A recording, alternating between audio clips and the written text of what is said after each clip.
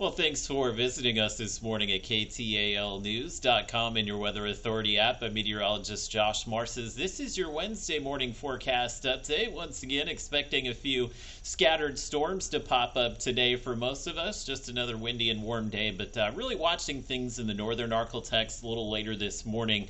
We will see a few storms roll through Red River, McCurtain, maybe Little River, Sevier, and Howard counties that could pop up some high wind or some hail. And the rest of the Arklatex may see some rain, but we're not likely to see those severe weather ingredients line up anywhere else. Satellite radar showing that most of us dry conditions to start out the morning, but we are watching a complex of storms that is now developed to the west of Dallas-Fort Worth, and that will be racing across Texas very quickly. So we should begin to see some of these storms into McCurtain County by 7 or 8 a.m. this morning. Very warm air out there for the storms to feed off of. It will be in the 70s throughout the morning, and by the afternoon we're back to near 80 degrees today. Another very windy day as well, as we should have wind gusts maybe up to 35 or 40 miles per hour. So we do have that wind advisory once again until 6 p.m. So those high winds, we have this trough of low pressure out to the west. Those winds kind of rocketing down the west coast and around that trough of low pressure and into the Arklatex today. And it's those impressive wind fields that will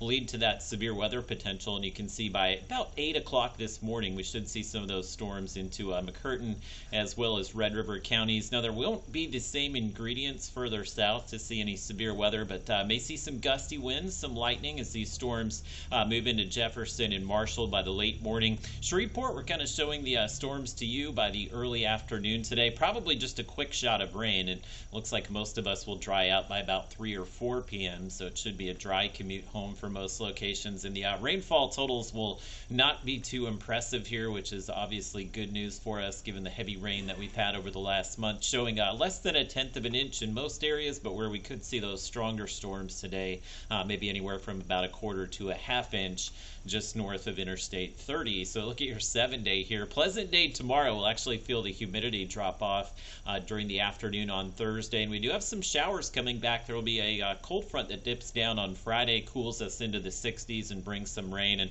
that front just goes back to the north this weekend, so the warm air will filter in behind that front. So we're back into the 70s. Slight chance of maybe some spotty showers on Saturday, and we'll completely dry out, be pretty warm on Sunday. Then Sunday night into Monday, we've got another system rolling through that will likely bring some scattered storms early Monday, the way it's looking. Can't rule out maybe some strong storms early next week, so if you have some plans late this weekend, early next week, make sure you're checking back on the forecast. It looks like these temperatures staying pretty warm next week, should be in the 70s for much of next week as well.